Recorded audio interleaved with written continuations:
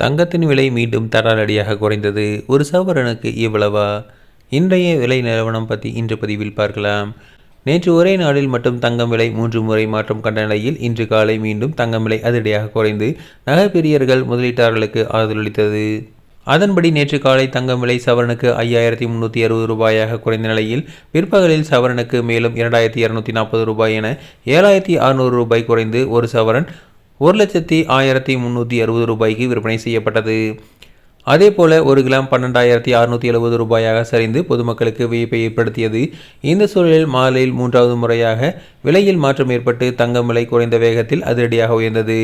அதன்படி சென்னையில் ஆபரண தங்கத்தின் விலை கிராமுக்கு 670 உயர்ந்து ஒரு கிராம் 13,340 ரூபாய்க்கும் சவரனுக்கு 5,360 ரூபாயும் உயர்ந்தது. ஒரு சவரன் 1,06,700 ரூபாய்க்கும் விற்பனையாகி வருகிறது.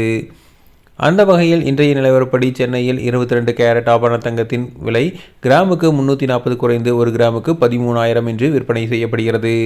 இதன் மூலம் சவரனுக்கு ஒரே நாளில் 2,720 ரூபாய் குறைந்து ஒரு சவரன் தங்கம் 1,04,000 ரூபாய் என்ற விலைக்கு விற்பனைக்கு வந்துள்ளது. நேற்று இரவு ஒரு சவரன் 1,06,720க்கு விற்கப்பட்ட நிலையில் இன்று காலை ஏற்பட்டுள்ள சரிவு நகை வாங்க திட்டமிட்டவர்களுக்கு நல்வாய்ப்பாக அமைந்தாலும் அடுத்த விலை உயருமோ என்ற அச்சம் மக்களிடம் நிலவி வருகிறது. தங்கத்தை தொடர்ந்து வெள்ளி விலையும் இன்று கணிசமாக குறைந்துள்ளது.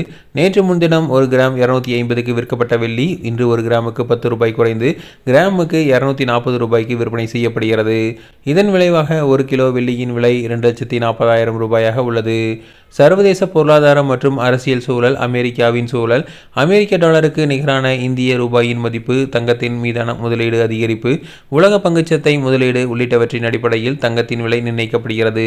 உலகளவில் இந்த தங்கத்தின் இறக்குமதி செய்யும் நாடுகளில் இந்தியா முன்னணியில் உள்ளது. ஈரான், அமெரிக்கா, இஸ்ரேல் இடையிலான போர் காரணமாக தங்கத்தின் விலையில் நிச்சயமற்ற தன்மை நிலவியுள்ளது.